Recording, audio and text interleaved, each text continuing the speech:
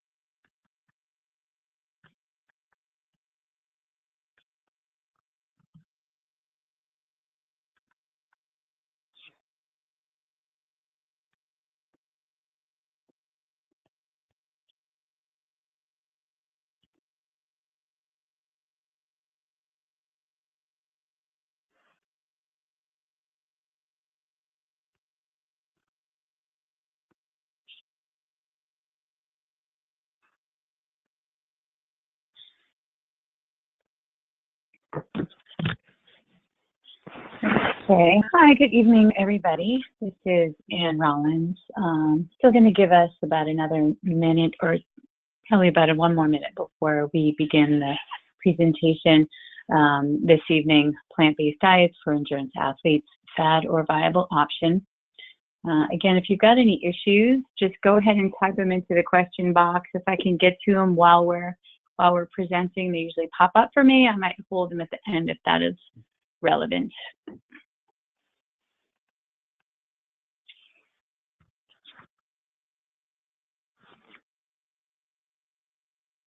Okay, it's 7:01, so we're going to get going here. So first of all, thank you all for joining us this evening. It's a pretty hot topic. Getting a lot of questions about plant-based diets, especially in athletics with a few of the new Netflix documentaries. So we thought this would be a good time to review some of the different diets, and are they fad diets, or are they better for us as endurance athletes? So we're going to be discussing that this evening. Again, as I've mentioned, if you have any questions, please go ahead and type them into the question box.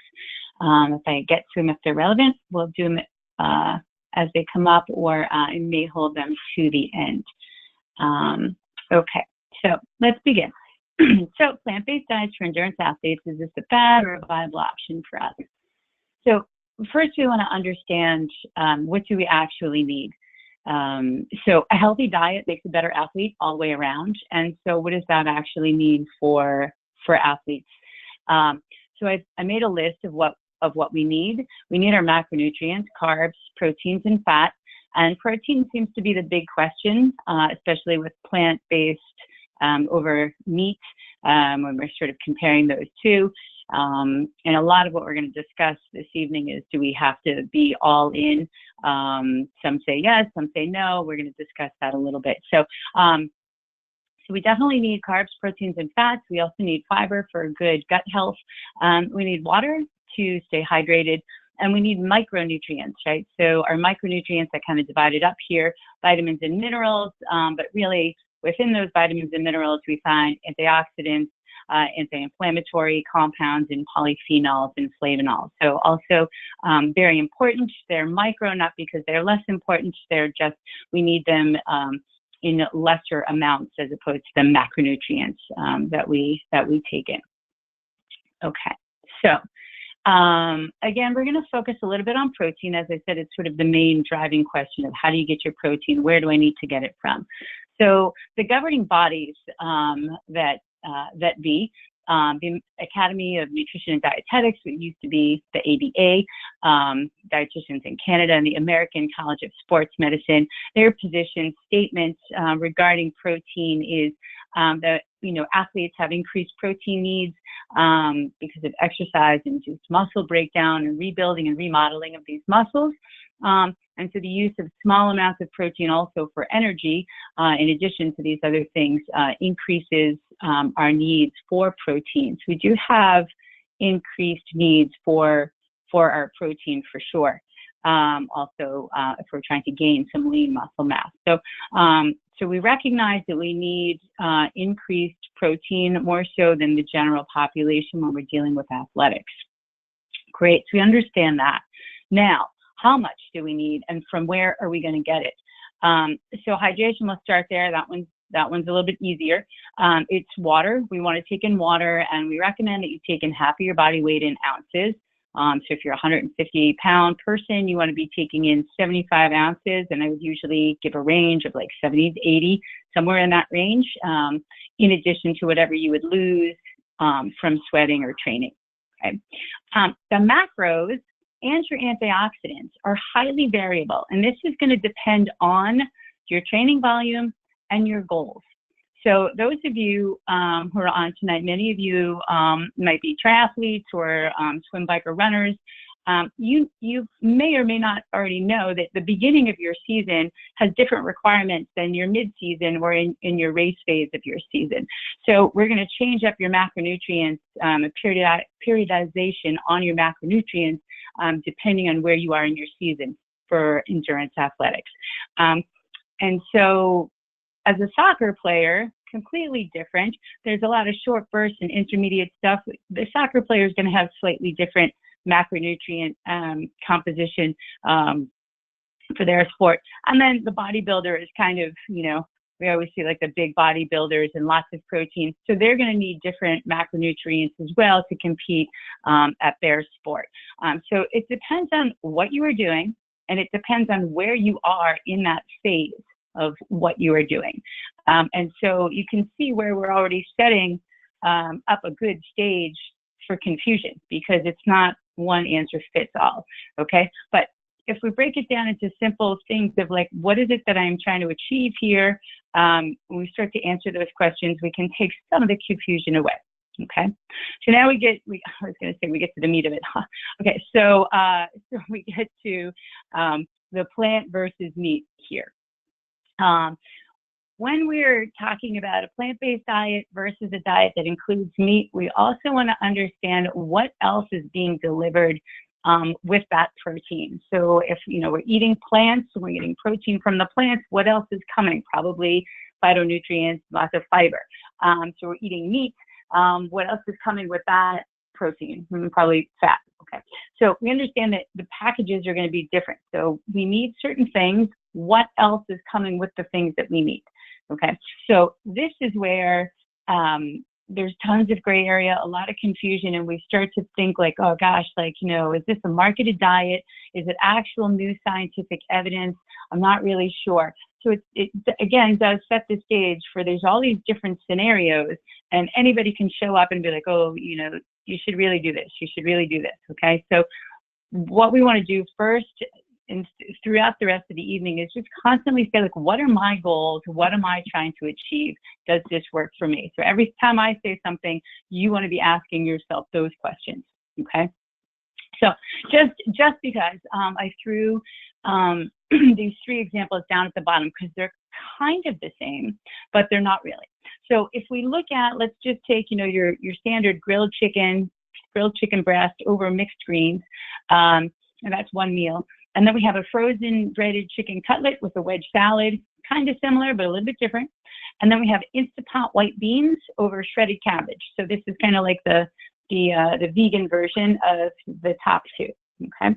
So we go on here to our next slide, and I kind of just did the macronutrient breakdown so that we can kind of see, where are we getting our protein, and then what else is coming with our protein source. So with our grilled chicken breast, 3 ounces, it's roughly about 7 grams in the serving. We have 7 grams, per ounce. So 0 carbohydrate, and 2 grams of fat. The Tyson breaded chicken is going to offer up 9 grams, and it's also going to come up with 10 grams of carbohydrate. So whatever they're breading it with has a lot of carbohydrate in it. And if we look in the fat column, definitely has a lot of fat too. So it gave us some good protein, but it also gave us some carbohydrate and some fat, and it turns out some fiber as well. So if we look at the vegetarian option here, white beans, 1/4 cup, which is about a serving for a legume, it's giving us 5 grams of protein, and they're kind of in the same ballpark. It also gives us some carbohydrate. It gives us the most carbohydrate. It doesn't give us any fat, and it gives us 3 grams of fiber.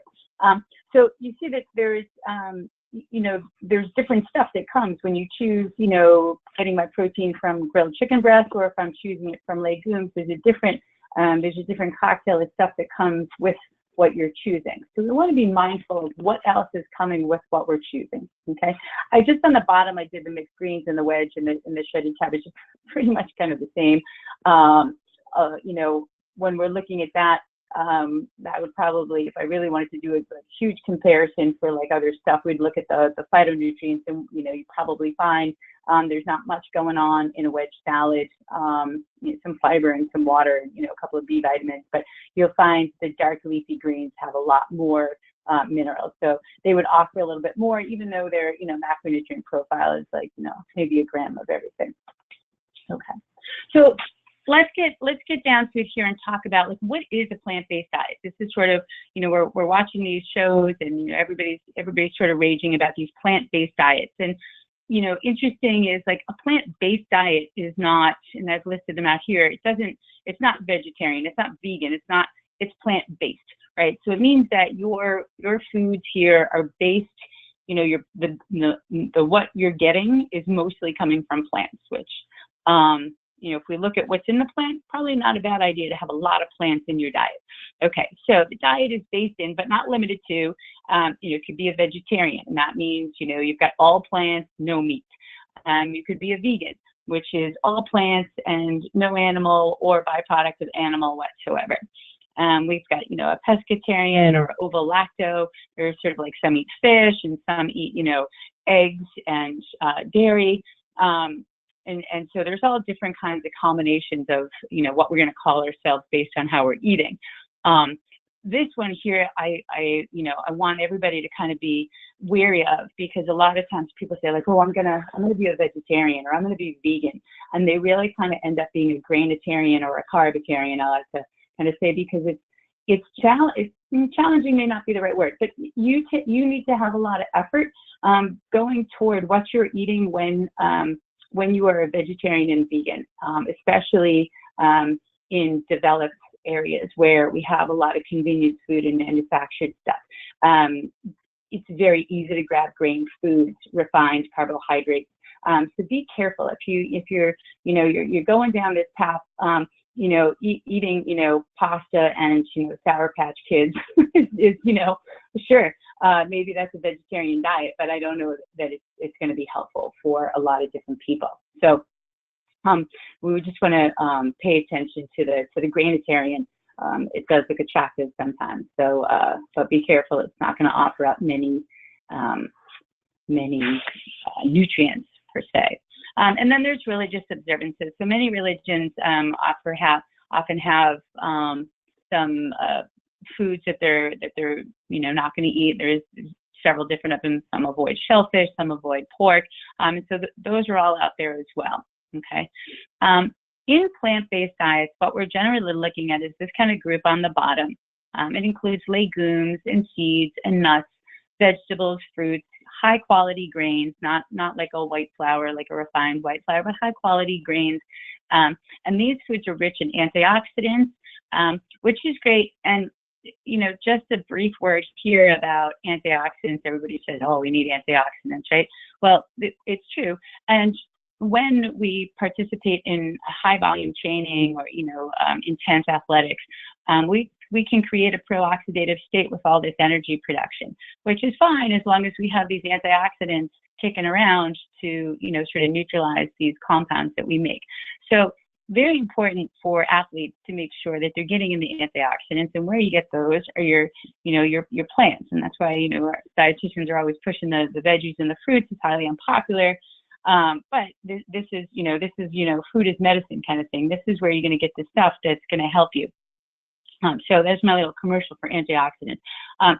So these foods are also rich in vitamins, phytonutrients, and fiber, which we'll mention briefly momentarily.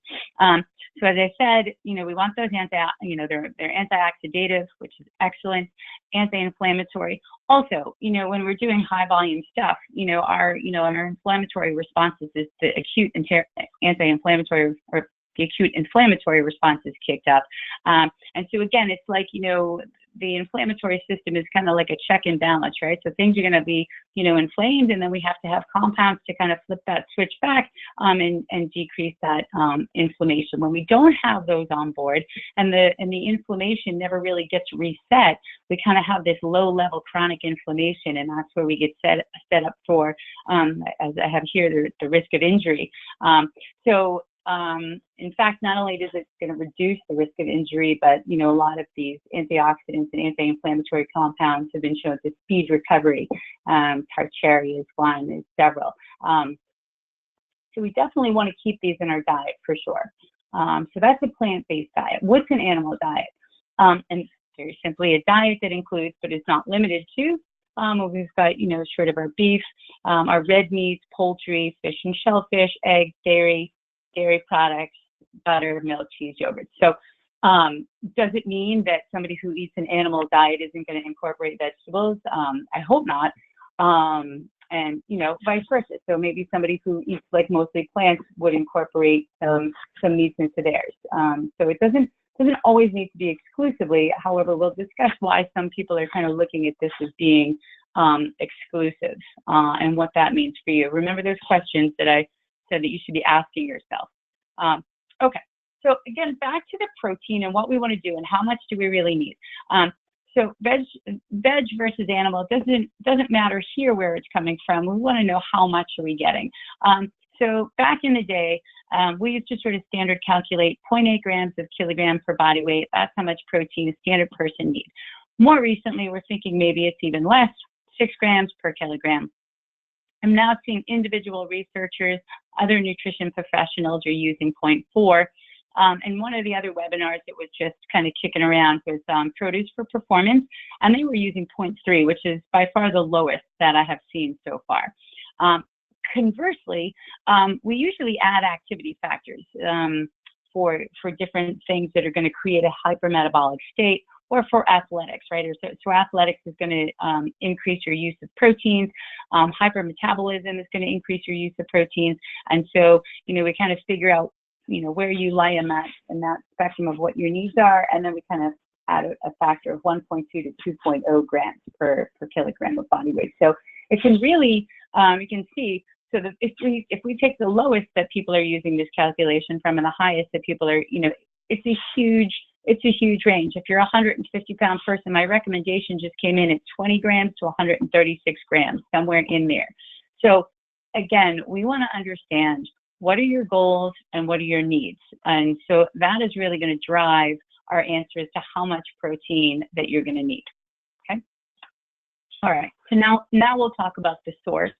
And is the source adequate for your goals, for your needs? So a brief science lesson here about proteins, and this is sort of a little bit of the nuts and bolts of what gets tossed around when we talk about plant-based and animal, is that there's this thing called the complete protein. So all in all amino acids, there's a total of 20. And amino acids, again, just very quickly, are these little blocks, and they get assembled in different orders, and then they create different proteins depending on which order they get assembled in. 11 of them can be produced by the body. 9 of them are essential, which means we need to eat them. Our bodies cannot manufacture them. So we need to eat those 9. So if a food has those 9 essential amino acids, it is considered a complete protein.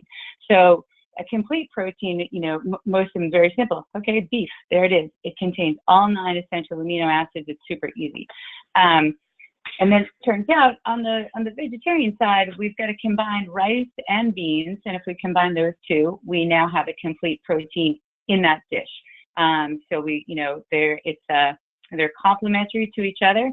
And I was thinking about this as I wrote this down, as I usually use rice and beans as an example. I think it's really interesting. I think that people have been eating rice and beans together way longer than we figured out that that's a complete protein, or what we even knew what amino acids were. People are eating rice and beans. So that's really interesting how we sort of pair things together without even thinking about it. Then once we know about it, we start questioning it. So it's one of those things where I'm like, it was like a long time ago they're eating rice and beans and didn't have all this information. So anyway, so both plant-based and animal can supply complete proteins. So we've got that. They can both do it. So again, meat, poultry, fish, eggs for our animal, and quinoa, buckwheat, hemp seed, blue green algae, soybean, all complete proteins in the plant-based. Okay. So one of the, why we look at these amino acids in particular for endurance athletics, we want to look at, several things, but muscles are very important for athletics in general. So leucine is one of the more important amino acids in recovery process, right? And we predominantly find this in animal and whey. So we talk a lot about whey protein because it's high in leucine, that amino acid that's going to help the muscle with recovery. So not only does it help with adequate recovery, but it's also going to make sure that we have muscle synthesis so that we can kind of rebuild, and it's going to decrease the muscle breakdown, right? So we have some muscle breakdown, but we're going to decrease that with a certain amino acid profile. So we want to make sure these amino acids are important, the complete proteins are important. We need to make sure that we have enough protein and that we have enough of the right amino acids for this. So that's kind of a little lesson of why these things are so important. And it starts to get a little bit technical. And the minute we start to get a little technical, people start to say like, oh, but I've got the best leucine for you. So, you can find leucine in whey, you can find it in turkey, you can find it in plants as well. I will say it's probably a little bit less, but it's definitely in there in the plants. One note here about fiber, just because we're talking a lot about plants. Doesn't really have much to do with our protein other than its ability to kind of get in the way of absorption and digestion. So fiber comes from plants.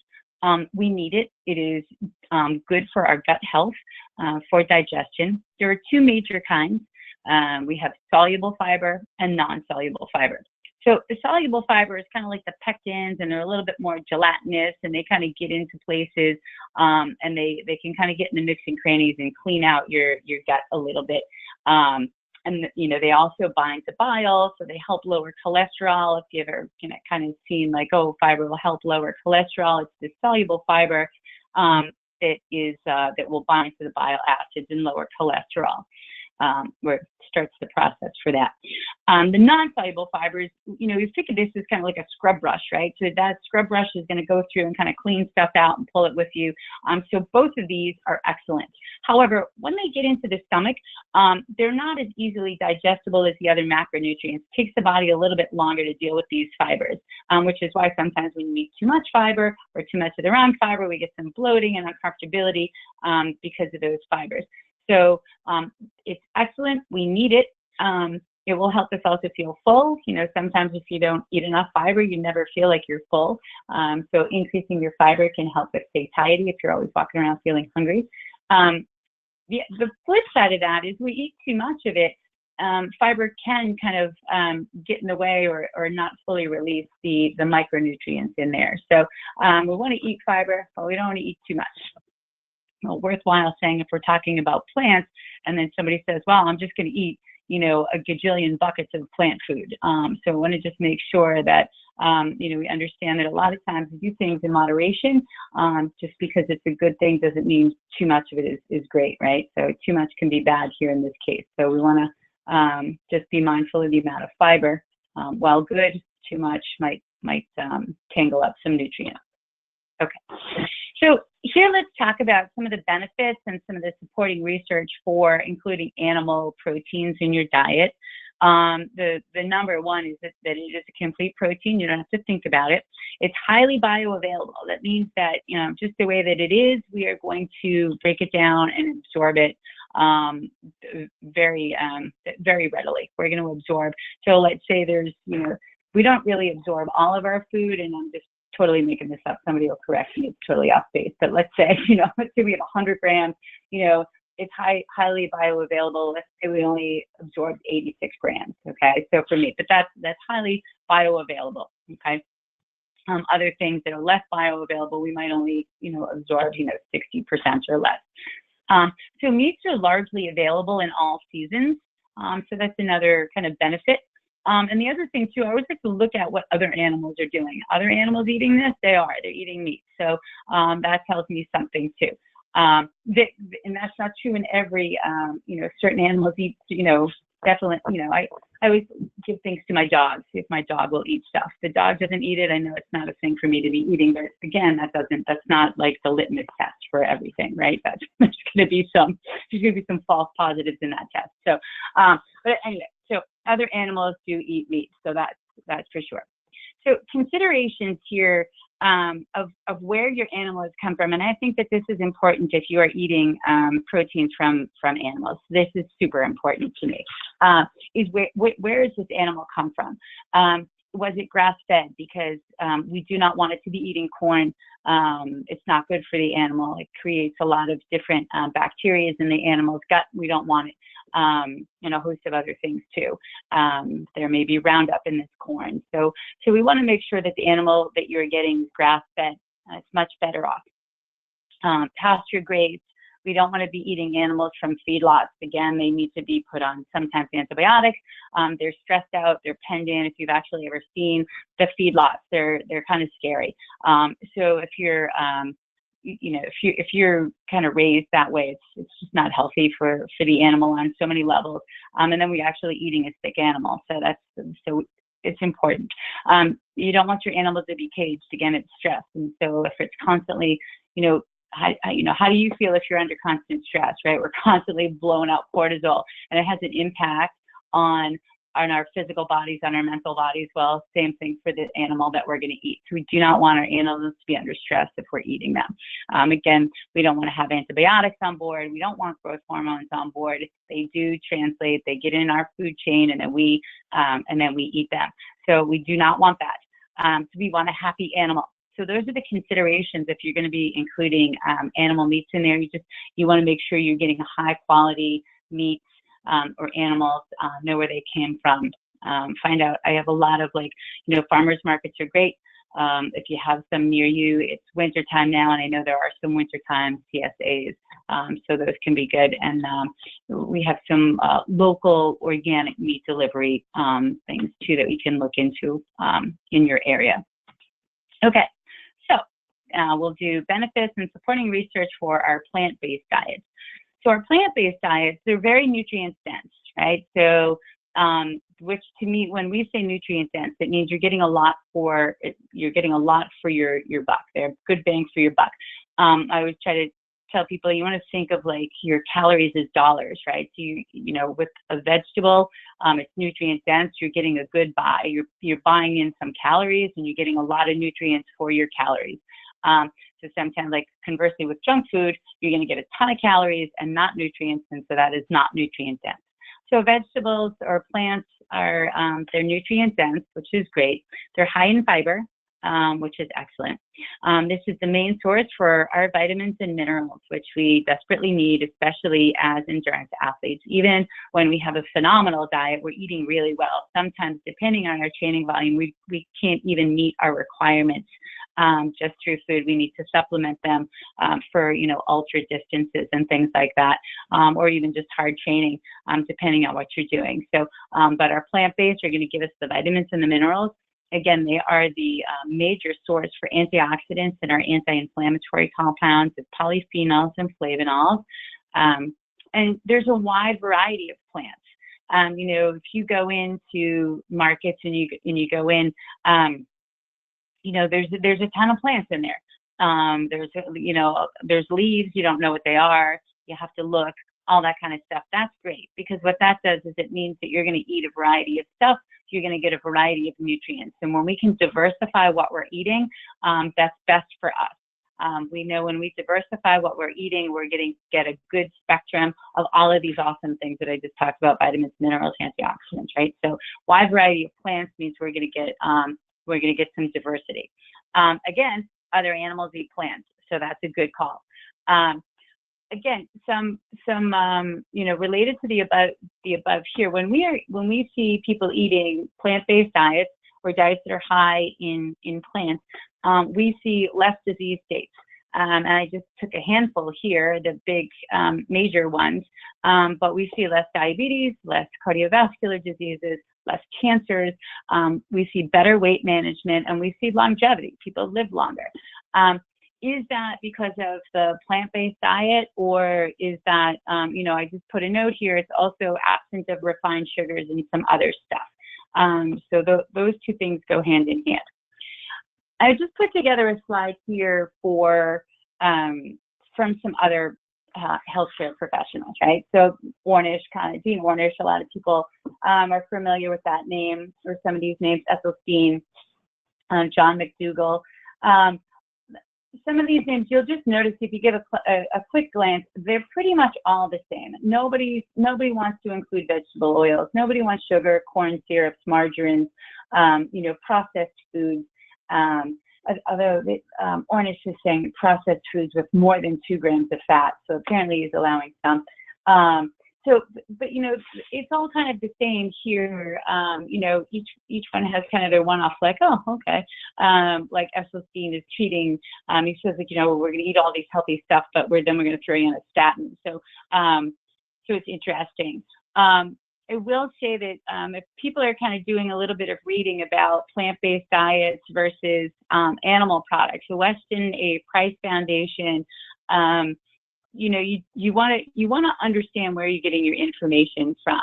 So Weston A. Price Foundation, they're kind of like they've got something to say about a lot of different things, and they're not funded by the government. They're privately held. They do have a board, and some of those board members, they are heavily involved in grass-fed meat, which is great. But so they're probably not going to say, hey, don't eat meat, right? So the wild fish, which is also very healthy. But so they're not going to say don't eat fish. So you have to sort of look at that. Yes, is it healthy to eat something grass-fed?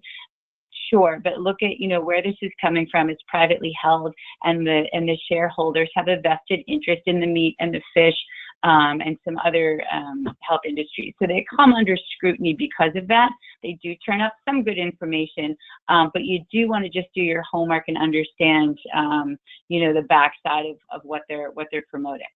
So here's the juicy gossip part of our webinar this evening. The Netflix and sort of similar documentaries here. I had to put Tom Brady's name first. I put it in last, but I put it right at the top. And the reason why, because it's sort of, his name is on the bottom, and then I have a note all the way on the top, and we'll connect those two. But Tom Brady is up there. He's not on Netflix. But he's done his diet, his anti-inflammatory. He's got a food company, Purple Carrot. It's plant-based for sure. He never comes out and says that he doesn't eat meat, but he really talks about plants in his anti-inflammatory diet frequently. So we're just going to let him float out there for a second. The game changers, I didn't see this initially, and then I got like question after question. I don't know, the day it came out, everybody called or emailed and said, have you seen it? So I watched it, and I did make some notes about this. And, so first of all, it's like, the first widely seen program regarding, vegetarians and athletic performance. If you haven't seen it, it's a documentary on Netflix currently. It's produced by Arnold Schwarzenegger and Jackie Chan. So they did a great job. So the acting was stellar. No, they weren't acting. It was definitely a documentary. and I think a lot of times, well, if Arnold Schwarzenegger is doing it, and here's this giant man, they showed, I think he said he was eating like 12 eggs a day, something out of control. So, back in the day, he's eating meat. He's been told to eat meat. He's eating meat. He's giant and all this stuff. And now, all of a sudden, he's not doing that. And he's still able to maintain. They have plenty of other bodybuilders who were vegetarian. Scott Jurek, he's an ultramarathoner. He has been a vegetarian since 1999.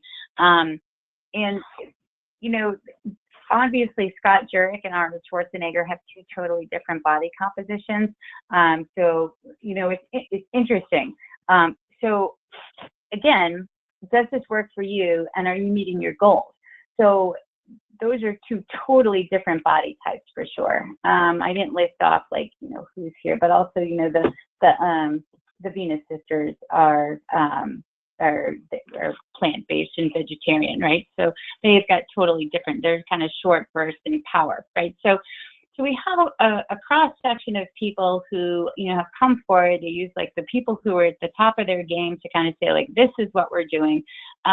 And then I'm just going to jump to that bottom bullet that says, how much time do you or your support staff dedicate to your nutrition? Because I don't know, with the exception maybe of Scott Jurek here, Tom Brady, Arnold Schwarzenegger, the Venus sisters, all of these other people, they've got a staff, they've got trainers. It is part of their job. They're professional athletes, and some of you are as well. So if you are interested in following a plant-based diet, you just need to make sure you've got a team that is making sure that you are hitting all your requirements and that it is working for you. So I bring this all up, like I said, it's kind of like the juicy, gossipy part of it, because how could you compare Scott Jurek and, Arnold Schwarzenegger in what they are doing? Totally different, but yet here they're all lumped into the same kind of we're getting it done kind of category. So again, you just want to make sure that you understand what are you doing and are you meeting your goals for you. I additionally listed out some other stuff outside of the game changers, as this whole movement kind of comes to light, and it is a movement. We are seeing lots of fad diets, and this is why we're sort of discussing it and getting some background. So, not eating animals, has been a religious observance for many people for thousands of years. So it's not really it's not a new trend. But we do need to understand how it impacts people's functionality. Of course, it can be done. Otherwise, people wouldn't have been doing it for thousands of years. But what are your goals? Here, I think many people just looked and said, wow, Arnold Schwarzenegger is doing this. I'll look like Arnold Schwarzenegger. Any of you who have hit the gym know that you're not going to just eat a certain way and then have this body type show up. So there's many variables going on here. So but the takeaway also is they're at the top of their game, right? They're at the top of their game getting these things done. But I've listed out a few other things here, again, for this movement. Plant paradox, blue zone solutions, omnivore dilemma. There is this movement about, not eating meat. And I think there's some, I think I'm going to go on to this in the next slide. So let me save it for that. But and produce for performance webinar as well. I think Beth is one of our dietitians and awesome coaches. Beth is friends with Leslie, who did the webinar Produce for Performance. She's currently with the Kansas City Chiefs. So she's definitely got to deal with some big muscular body types. One of her major, or two of her major points was it's not either or. We talk about plant-based, right? So you can increase your plants and you don't need to eliminate meat. And again, we'll talk about some other factors that come up on that question that were talked about in the game changers, slightly unrelated to performance. But it is never a bad idea. Any dietitian do you want people to not, increase their vegetables? No, you always want to increase your plants and your vegetables for sure. It's never a bad idea. There's your good things in there.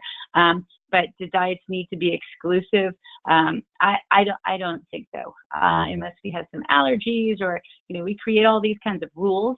I'm following this diet and I can't do this and I can't do this and I can't do that, and it's great. great, I dropped 20 pounds. She's got all these rules. Think about what you're doing. Think about the phase of your training. Like, are you lifting heavy at the beginning of your season? So maybe you need to eat, maybe you do need to eat some, animal-based protein, or, maybe just more protein, whatever the sources that you choose. Think about your goals and what you need to be doing. Long-term overall health is always optimal, absolutely. If you think of some of the short-term goals of competition, what we do, those two things are kind of on opposite ends of the spectrum. So also keep that in mind too. We do a lot of stuff in athletics that are not healthy. People seem to think like, oh, well, sports, like these people must be super healthy. And I'm like, well, overall, sure. But, when you're training and you're putting yourself out there, there are some things that, that may not, be the, optimal health, but we're doing it for performance. So when you have performance out there, and that's what's driving you on a short term, you have to understand that that's the goal, right? Long-term overall health is always optimal, but sometimes short-term, we might do things a little bit differently. Okay. Again, how much time do you and your support staff dedicate to your nutrition is always good. And so keep thinking about that.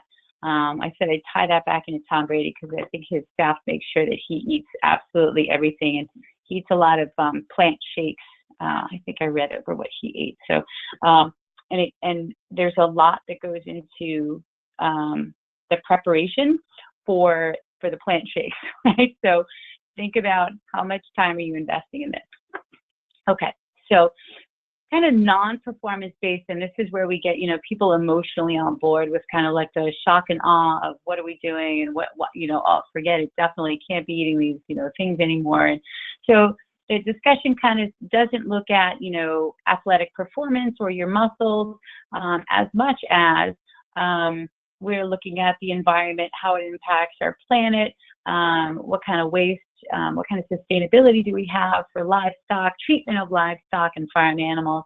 And then you want to just, remember your goals. Like, do we want to save the planet, or are we, looking to get something done for competition? Maybe they line up, but, maybe they don't, right? So you want to think about your goals. Did I put it on here? Yeah, I did. So, I'll get to it in a second because, well, now I have to say it. So eat bugs, right? So if we're really concerned about the planet, we should eat bugs. So they're a little bit, they're good too. They're a good source of protein. So let's not, eliminate a huge group there. So if you're really concerned about the planet and the greenhouse gases and the carbon footprint, bugs are a better way to go, apparently.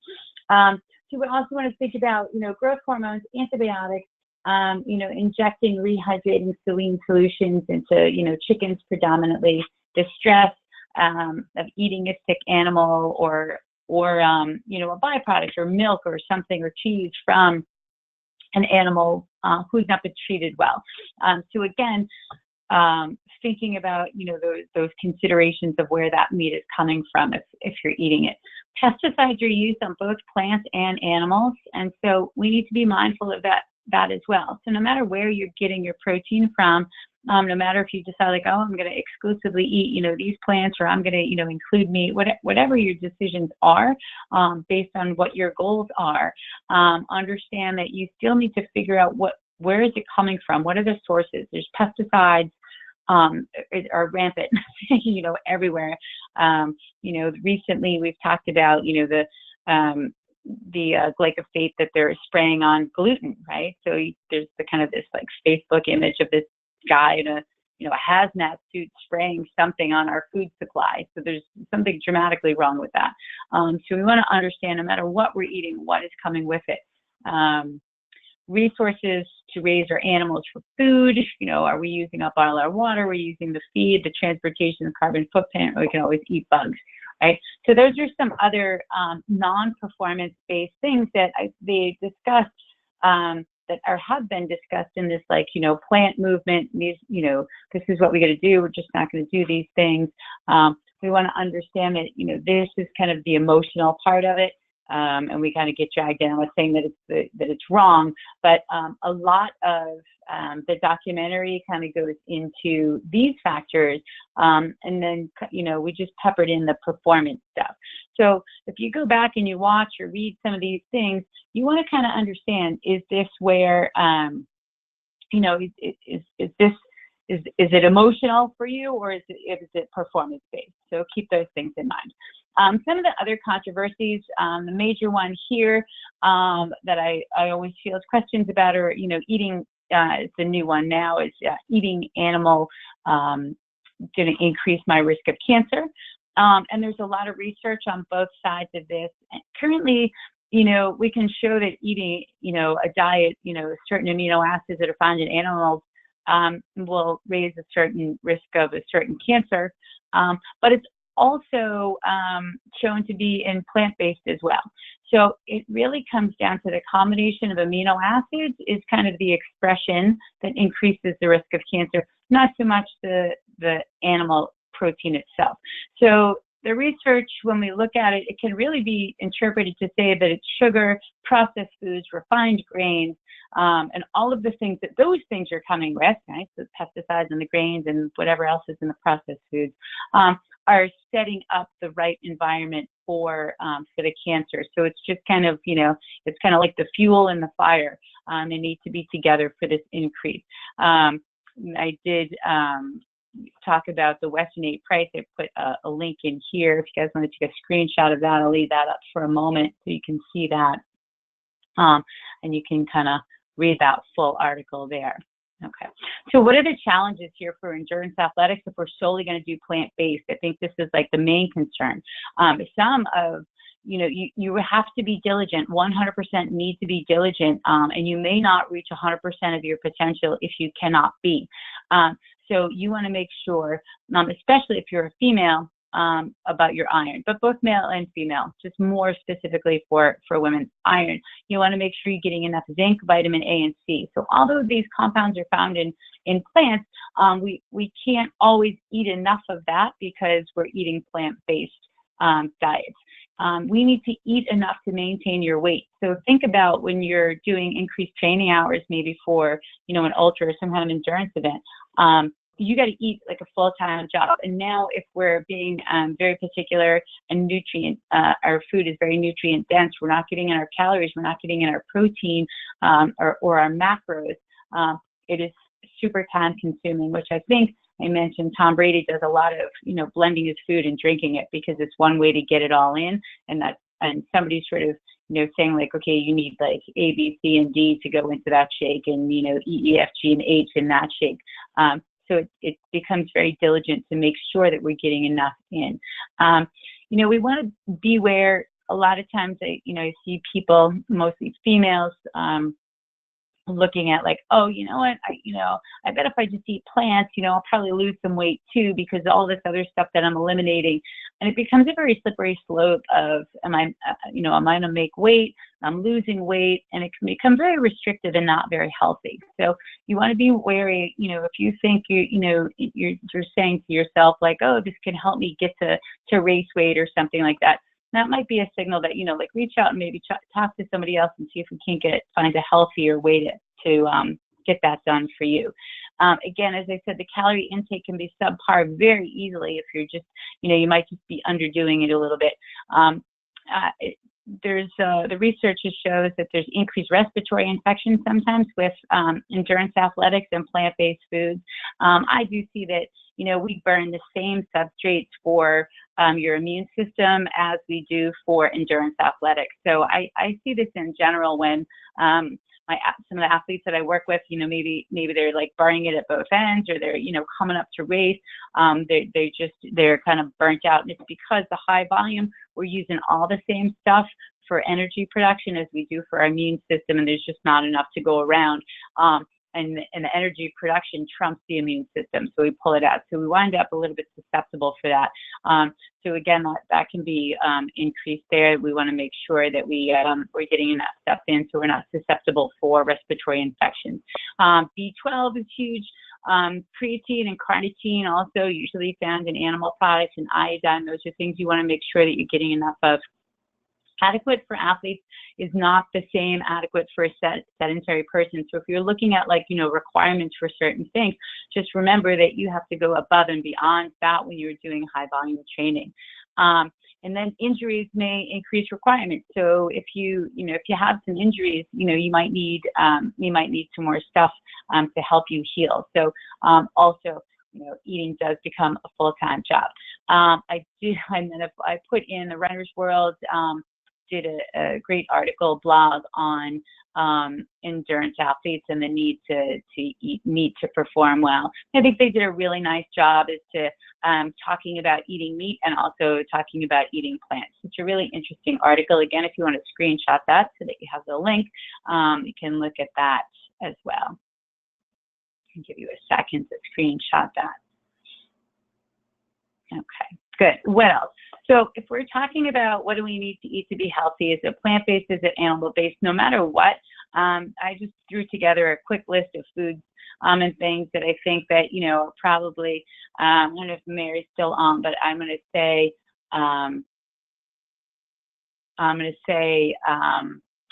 the ginger, if Mary is still on the line. I just got a question, so I just want to make sure that that is good. Okay. Good. Oh, sorry. And so I'm just saying, all right, does everybody still have my audio? Because I just got a note that the audio is out. So I just want to make sure that you guys can hear me since I just got that note that the audio went away. It's back. Oh, good. All right, great. Thank you. I appreciate that. Excellent. Okay, so again, you want to just think inclusive, not exclusive. And I think that that's just a good rule of thumb as to what can you include, what do you need? And if you think about what you need and not what you should not be having, it's usually much, much better. So the question remains, okay, is plant-based food fat or a viable option? If you're talking about, plant-based diets, which is going to just, increase your intake of vegetables and fruits, that is a solid viable option. If you're talking about excluding meats and animal products, you have to figure if that is you have to sort of figure out what if that is for you. But if we're talking about plant-based diets that is not excluding meat, it is fantastic. If we're talking about not eating meat, you kind of have to weigh that out. I think it is a little bit of a fad. I think that there is always going to be a fad. I think that I always want 20 solid years of research before I make any decision. Like I said, we certainly have enough research for people who have, excluded meat from their lives. But we don't have any solid research. And when I like research of kind of like looking back when I say, let's, go 20 years into the future and look back today and kind of see what happened here as people have decided to move into athletics and exclude meat from the diet. So that's kind of where we go. So I think that, it's going to be different for everybody, and certain people will exclude meat for religious reasons. Again, we just want to make sure that you're getting everything that you need. Your diet should include a solid variety of plants.